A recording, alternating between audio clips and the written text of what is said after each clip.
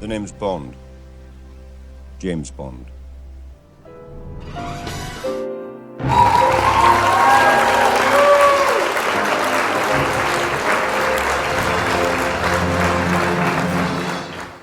Hey guys! Today I'm doing another movie franchise battle, and this is a follow-on from a one I did previously when it was Sean Connery films versus Roger Moore films. So this time I'm doing two Bonds against each other. The first team has Timothy Dalton and Pierce Brosnan. Both together they did 6 films, and they'll be up against George Lazenby and Daniel Craig.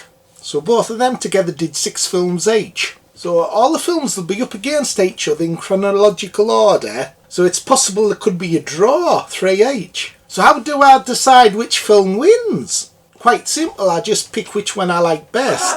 It's just my opinion, yours will be completely different, so it's just a bit of fun. So the first 2 films are The Living Daylights from 1987 and On Her Majesty's Secret Service from 1969. So The Living Daylights is the first Timothy Dalton film, and I think out of the 2 that he did, this is my favourite. I think it's more epic than Licence to Kill. And when it first came out, it was a nice fresh start. And Timothy Dalton's Bond, it's much more like the Ian Fleming books. What I like most about this film is the relationship between Bond and the Bond girl.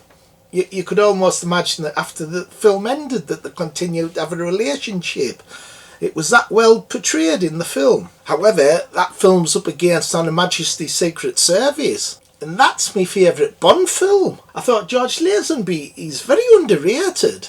Like, people always say he's rubbish, but he's not that bad actually. And the closing scene of the film, when Tracy gets shot, I think he plays that scene perfectly. And this is probably the best adaptation of an Ian Fleming book put to screen. I thought Telly Savalas was brilliant as Blofeld. I think he's my favourite Blofeld. And it's just so well directed. I absolutely love the ski chase. And the reason why it's so good is because it's getting dark and there's like moonlighting, and it's just well done. The score of the film's excellent. So that's my favourite film. So out of them 2 films, I've got to give it to On Her Majesty's Secret Service. So that's the Dalton Brosnan team 0, the Lazenby Craig team 1. The next 2 films are Licence to Kill from 1989 and Casino Royale from 2006. So it's interesting that both these films are probably the 2 most violent films in the series. Licence to Kill must have shocked a lot of people when it first came out. But the film's not without its faults though, even though there's some great action sequences. It just doesn't look as epic as The Living Daylights. There's a lot of parts of the film that it's just sort of like shot inside. And it just, you can tell it's just a set. It's just a cheap looking type of film. Timothy Dalton's still great though as Bond. He seems to be playing the part even better than he did in the previous film, although his haircut's terrible. He looked much better in the previous film, and the film does have a great villain. Unfortunately, it's up against Casino Royale, which is my second favourite film in the series. So the Timothy Dalton films have a no look. I thought Casino Royale was excellent. The origin of Bond. Daniel Craig's excellent right from his very first film. It has some amazing action sequences. I love the action sequence at the beginning when they're running up this crane. It gives you vertigo. There's a gruesome torture sequence. Great villain. And I love the relationship between Bond and the Bond girl. So out of them 2 films, I've got to give it to Casino Royale. I'm the money. Every penny of it.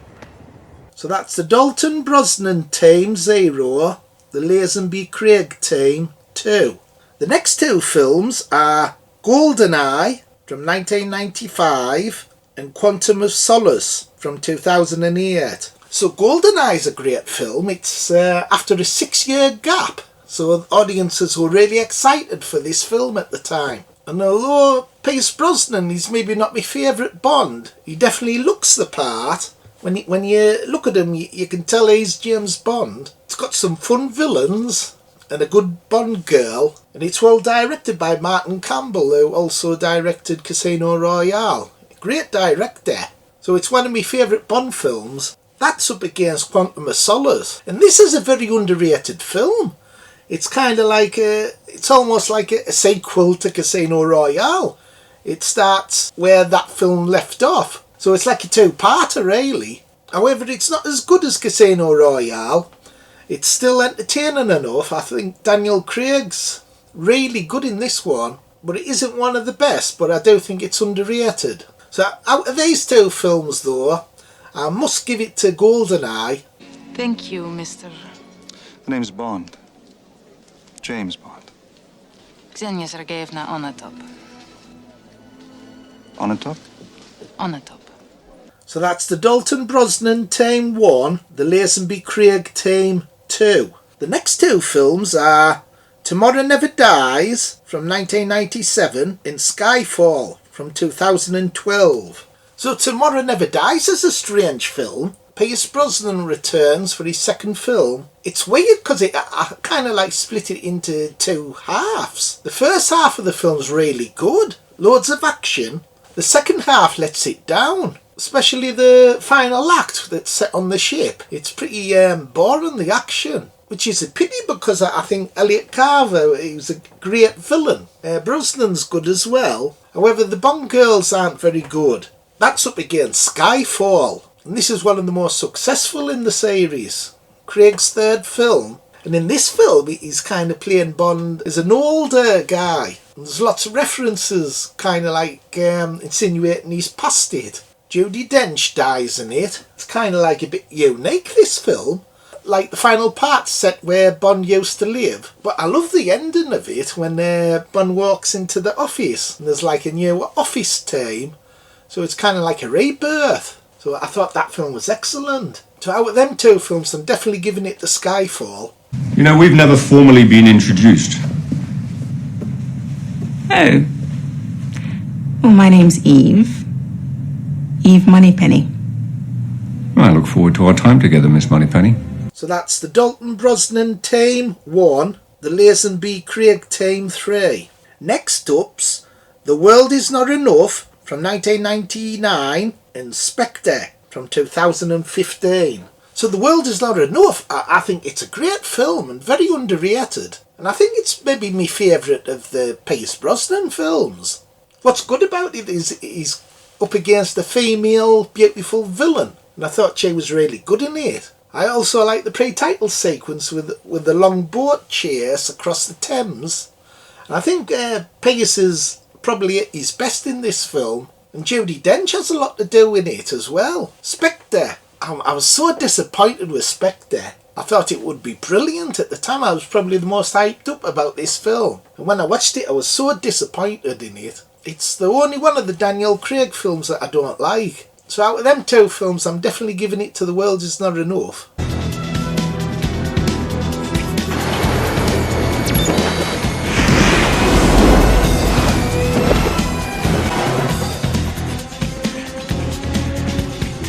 So that's the Dalton Brosnan Team 2, the Lazenby Craig Team 3. So the final two films are Die Another Day from 2002 and No Time to Die from 2021. Wow, this is chalk and cheese, these last two. I think Die Another Day is the worst Bond film ever, which is a shame because the start was pretty good. I especially like the title sequence where you say the credits but you also see images of Bond getting tortured. I thought that was good. However, the Madonna theme's terrible. But what really ruined it for me was Halle Berry. She was terrible in it. She ruined the film for me. And of course there's bad CGI. The surfing scene looks awful. And the ridiculous invisible car. That's ridiculous. However, that's up against No Time to Die. And I was really impressed by it. It is a bit overlong, I admit that. But I thought it was a brilliant end to the Daniel Craig era. And I don't have a problem with the character of Bond dying. Like a lot of fans are complaining about that. But I kind of like put the Craig films in its own timeline. Because when they get a new Bond, everything will start over again. so it doesn't really matter. But I did think it was an excellent film. Some brilliant action. I love the car chase, so I think it was excellent. I was really pleased, and a great end to the Craig era. So out of them two films, I'm definitely giving it to No Time to Die. I'm going to tell you a story about a man. His name was Bond. James Bond. So that's the final score. The Dalton Brosnan team up gets 2. The Lazenby Craig team up gets 4. So the winners are Lazenby Craig.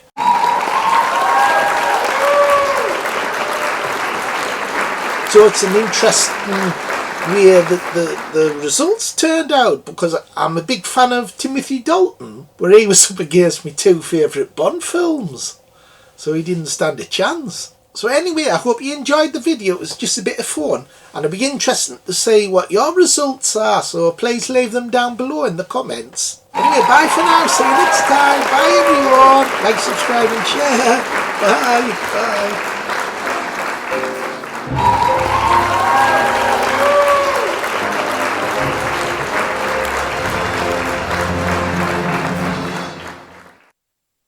This never happened to the other fella.